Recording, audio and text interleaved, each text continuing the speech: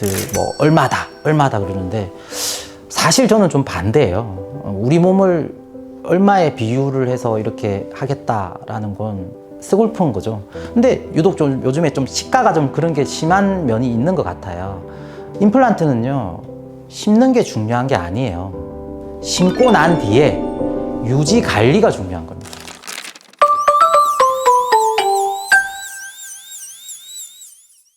원장님, 오늘은 임플란트가 좀 궁금한데 혹시 임플란트란 무엇인가요? 네. 임플란트 하면 요즘 치과도 워낙 광고도 많이 하고요. 그렇기 때문에 너무 익숙한 단어잖아요. 근데 임플란트 하면 나 임플란트 알지 하는데 설명해 보라고 하면 설명을 제대로 해주시는 분들이 사실 없어요.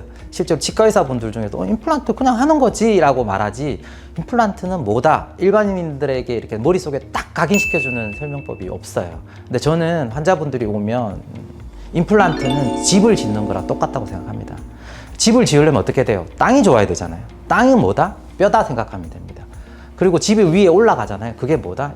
임플란트를 심는 거라고 생각하면 되거든요. 그래서 저는 임플란트를 할 수 있어요 라고 물어보잖아요. 그게 어떤 거냐면 집을 지을 수 있어요? 이 땅에 집을 지을 수 있어요 라고 물어보는 거랑 똑같다고 생각하면 됩니다. 땅이 안 좋으면 어때요? 그 흙을 넣어서 또 땅을 고르잖아요. 그게 우리가 말하는 뼈이시라고 생각하면 되고요. 그 위에 이제 임플란트를 심잖아요. 임플란트는 세 가지로 되어 있거든요. 뿌리, 중간 연결체, 머리 이렇게 되어 있습니다. 뿌리는 집을 짓는 기둥이라고 생각하면 돼요. 뼈에다가 바닥에다 이렇게 집에 기둥을 박잖아요. 그게 임플란트의 식립체, 즉 뿌리 부위라고 생각하면 되고요. 중간 연결체는 어떤 거다? 집을 지을 때 땅 밑에 말고 위에 기둥을 썼잖아요. 그 기둥이 중간 연결체라고 생각합니다. 그 위에 이제 뭐 페인트 칠도 하고 지붕도 올리고 하잖아요. 그게 머리라고 생각하면 됩니다. 즉 다시 정리를 하자면 집은 어떻게 되죠? 땅 밑에 기둥을 심고요. 그 위에 본체를 올리고 그 다음에 지붕을 올리잖아요.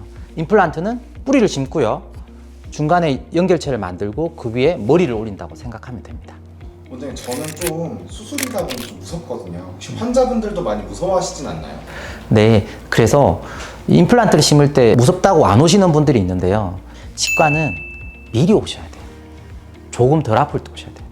방치해서 오시면 안 되거든요. 환자분이 빨리 오시는 게 훨씬 좋습니다. 그러면 어떻게 해야 되냐? 통증을 줄여주려는 마취 기구가 있습니다. 천천히 마취액을 쓰고요. 환자의 체온과 비슷한 마취액을 만들어서 이렇게 하기도 합니다. 그런 것들이 다 되어서 환자분의 마취를 통증을 최소한으로 만들어주고요. 또 앞에서 설명했듯이 의식화 진정, 즉 통증이 어쩔 수 없이 있다. 염증이 심하니까 통증이 있을 수밖에 없잖아요. 그런 경우는 기억하지 못하게 수면 치료를 하기도 합니다. 그러면 임플란트 치료 무섭지 않아요. 원장님, 그러면 잘하는 치과의 기준이 좀 있을까요? 이게 참 어려운 겁니다. 제 입으로 말하기도 어렵고요. 누군가를 평가한다는 것도 참 저도 치과 경력이 적지는 않지만 어렵습니다. 근데 제 가족들에게 기준을 선정해 준다라고 생각하고 말씀을 드린다면 글쎄요, 어떻다 저떻다 하는 기준보다 저는 딱 하나예요. 대표 원장님이 진료를 하느냐. 저는 대부분의 임플란트를 제가 심거든요. 집주인이 제일 잘할 거 아니에요. 제일 잘 알고. 임플란트는 심는다고 끝나는 게 아니에요.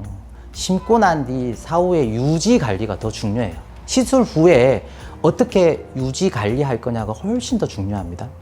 그러면 대표 원장은 어때요? 이 자리를 계속 지키고 있을 거 아니에요.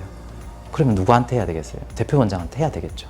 그래서 기준은 대표 원장님이 하느냐, 그리고 대표 원장님의 경력이 어떻게 되느냐, 좋은 대학교를 나왔다, 이것도 하나의 기준이 될 수 있지만 저는 그건 좀 반대고요.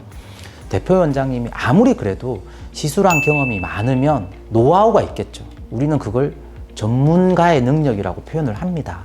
그렇기 때문에 저는 대표 원장님이 직접 진료하느냐, 그러면 그 직접 진료하는 대표 원장님의 경력은 어떻게 되느냐, 많이 했느냐 적게 했느냐, 이게 굉장히 중요하다고 생각합니다. 원장님, 저희 부모님도 그 내비게이션 임플란트라는 좀 물어보시더라고요. 혹시 이건 뭔가요? 네. 요즘에 이제 내비게이션 임플란트라고 해서 좀 찾아오시는 분들이 많이 있거든요. 자, 아까 임플란트는 어떤 거라고 그랬죠? 집을 짓는 거랑 똑같다고 했잖아요. 근데 땅 밑이 어떤 상태인지를 몰라요. 그럼 어떻게 돼요? 그냥 기둥을 이렇게 해보는 수밖에 없잖아요. 근데 요즘은 어때요? 초음파를 통해서 땅 밑이 어떻고 이런 걸 다 파악하고 그 밑에 뭐 수맥이 흐르네 안 흐르네를 다 확인하잖아요. 그게 예전에는 엑스레이밖에 없었어요. 근데 요즘에는 그 CT가 있으니까 땅 밑을 볼 수 있으니까 어때요? 모의 수술을 할 수 있어요. 그게 내비게이션 임플란트입니다. 쉽게 설명드리면 우리가 여기서 뭐 수원을 가든지 뭐 서울을 가든지 부산을 가든지 할 때 예전에는 지도를 보고 갔잖아요. 근데 요즘은 어때요? 티맵이라든지 그냥 뚝뚝뚝뚝 누르고 그냥 가잖아요. 그럼 따라가면 되잖아요. 그게 내비게이션이잖아요. 똑같아요. 환자분의 뼈 상태를 미리 CT를 통해서 구현을 합니다. 똑같이. 그리고 모의 수술을 해봅니다. 모의 수술. 아, 이 환자의 뼈 상태는 이러니까 이렇게 심겠다라는 모의 수술을 하는 거예요. 그리고 모의 수술을 바탕으로 여기 심어야지 하고 마우스피스 같은 걸 만들어 줍니다. 그러면 어때요? 거기다가 뚝뚝뚝뚝 그냥 심으면 되잖아요. 자, 여기서 중요한 게 있어요. 내비게이션 임플란트의 장점은 뭘까요, 그러면? 모의 수술을 했기 때문에 안전하다. 그리고 또 뭐다? 두 번째는 시술 시간이 짧다. 왜? 미리 해봤으니까. 시술 시간이 짧으면 뭐가 좋을까요? 시술 시간이 짧으면 통증이 줍니다. 왜? 잇몸을 열어있는 시간이 많지 않잖아요. 통증이 줄고요. 수술 후에 생기는 부종, 붓기도 훨씬 줄어들어요. 그렇기 때문에 내비게이션 임플란트는 안전하다. 그리고 통증이 줄어들고 부종이 없다. 이런 장점이 있어서 요즘에는 많이들 하고 있습니다. 혹시 시술 후에 환자가 좀 주의해야 되는 게 있을까요? 임플란트 시술 후에 주의사항은 너무 많이들 아실 거예요. 뭐 크게 주의한다 이런 건 없습니다. 케바케라고 그러거든요. 케이스 바이 케이스로 아 이분은 이걸 조심해야 되고 저분은 이걸 조심해야 되고 이런 게 있습니다. 사실은 이게 이제 많이 하다 보면 느낌이 있거든요. 아 이분은 피가 조금 안 멎는 것 같네. 아 이분은 염증이 심하니까 밤에 조금 고생하실 것 같네. 그런 분들은 이제 밤에 고생하실 분 같은 경우에는 진통제를 좀 더 드리고요. 피가 좀 안 멎을 것 같다 그러면 꺼즈를 좀 더 드리고 피가 안 멎었을 때 어떻게 하면 된다라는 주의사항을 설명을 드리죠. 그 외에 지켜야 되는 거는 일반적으로 똑같습니다. 술 먹지 마라, 담배 피지 마라, 심한 운동하지 마라, 사우나 가지 마라, 뭐 일반적인 겁니다. 임플란트 시술을 하고자 하는 환자분에게 꼭 드리고 싶은 말씀 있을까요? 네, 좀 안타까운 건 요즘 뭐 경쟁도 심하고요. 임플란트 뭐 얼마다 그러는데 사실 저는 좀 반대예요. 우리 몸을 얼마에 비유를 해서 이렇게 하겠다라는 건 스골픈 거죠. 근데 유독 좀 요즘에 좀 시가가 좀 그런 게 심한 면이 있는 것 같아요. 임플란트는요, 심는 게 중요한 게 아니에요. 심고 난 뒤에 유지 관리가 중요한 겁니다. 그러니까 유지 관리 비용이 포함되어 있는지를 보셔야 돼요. 아, 그냥 단시간에 나는 심고 끝 이게 아니거든요. 임플란트를 심고 나면 치아랑 똑같아요. 염증이 생길 수 있고 그 염증이 생겼을 때 염증 치료를 해드려야 되고 아니면 다시 심는 경우도 있을 수 있고 근데 그런 것들을 다 고려를 해야 되거든요. 그래서 저는 임플란트를 고민하시는 분들에게 첫 번째 대표 원장님이 직접 치료를 하는지 많은 큰 병원이 중요한 게 아니에요. 큰 병원에서 많은 의사가 나한테 시술하는 사람은 한 명밖에 없어요. 그러니까 10명이 있는 게 중요한 게 아니에요. 그 나한테 시술하는 한 명이 어떤 분인지 경력이 많은지 두 번째, 치과는 무서우니까 내가 이 무서움을 어떻게 치과에서 컨트롤 해주는지 예를 들면 수면 치과 치료를 한다든지 아니면 덜 아픈 마취 주사위를 쓴다든지 그런 것들을 고민을 하셔야 되고요. 가격은 저는 2순위라고 생각해요. 그래서 가격이 너무 낮다. 그러면 자본주의 시장에서 가격이 너무 낮으면 이상한 거예요.